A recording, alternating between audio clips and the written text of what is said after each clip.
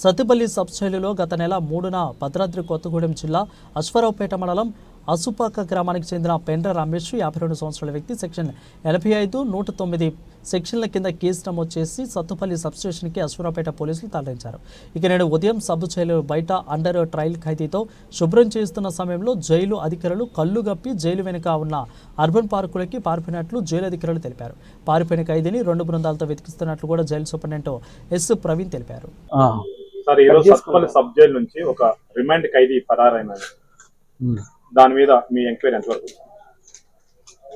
ఈ పెండా రమేష్ అనే అతను ఎస్కేప్ అయినప్పుడు మా బృందం మరియు పోలీసు బృందం వారిద్దరు కలిసి ఎక్స్ట్రా సిబ్బందితో కలిసేసి మేమంతా పరిసర ప్రాంతాలన్నీ అతను ఉన్నటువంటి వాళ్ళ అత్తగారి ఊరు కానీ వాళ్ళ ఊరు కానీ ఇటు పరిసర ప్రాంతాలు ఈ చుట్టుపక్కలంతా కూడా తిరగడం జరిగింది.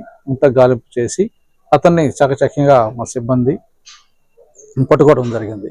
అప్పుడు వెంటనే తీసుకొచ్చి మళ్ళీ జైల్లో అన్ని వాళ్ళు కూర్చొని పెట్టేసాం. గోడ దూకి పారిపోయినాడు.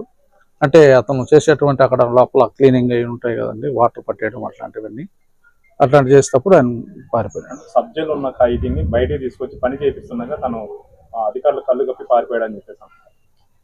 అలాంటిది ఏం ఉండదండి. అధికారులు మాత్రం ఎప్పుడు అప్రమత్తంగానే ఉంటారు.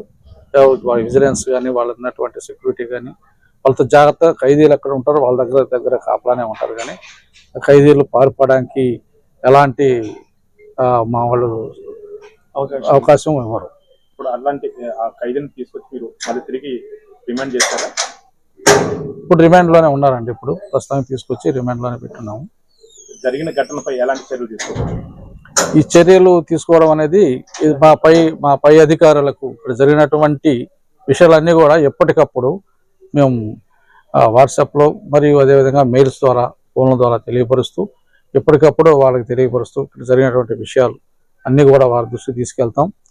అధికారులు వారు దీన్ని పరిశీలించి జరగాల్సినటువంటి ఏదైనా ఉన్నప్పుడు కూడా వాళ్ళ శాఖపరంగా వాళ్ళు నిర్ణయం తీసుకుంటారు. ఇదంతా కూడా పై అధికారుల దృష్టికి మేము తీసుకెళ్ళడం జరుగుతుంది. సబ్ జైలు నుంచి పారిపోయినటువంటి రిమాండ్ ఖైదీ ఏ నేరం చేసి మా జైలుకి రావడం జరిగింది? వాళ్ళ భార్య కేసు మీద వచ్చిండు అనమాట. దాంట్లో వాళ్ళ భార్య పెట్టింది. ఇప్పుడు మీకు ఎక్కడ దొరికాడు? చింతలపూడి మండలం ఎర్రగుండ్లపాలెం దగ్గర ఒక తోటలో దొరికాడు.